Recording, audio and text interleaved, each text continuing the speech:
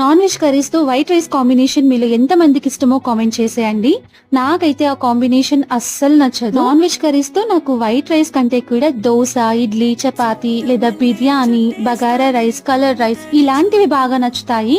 White rice తో తినాలి అంటే అబ్బా వైట్ రైస్ తో తినాలా అనుకుంటూ ఉంటాను.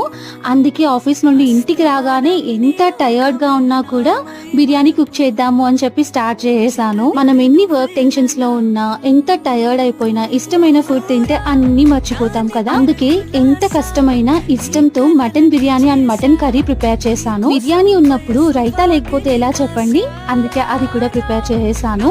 ఇవన్నీ కుక్ చేస్తున్నప్పుడు మా ఆయన్ని నేను బాగా మిస్ అయ్యాను. వంటలో నాకు బాగా హెల్ప్ చేసేవాడు. ఫైనలీ బిర్యానీ అయితే రెడీ అయిపోయింది. వేడి వేడి biryani, mutton curry with raita తింటుంటే ఆహా, ఇంతకంటే లైఫ్ కి ఇంకేం కావాలి అనిపిస్తుంది. కానీ విద్య ఉంటే కూడా బాగుండేది అనిపించింది.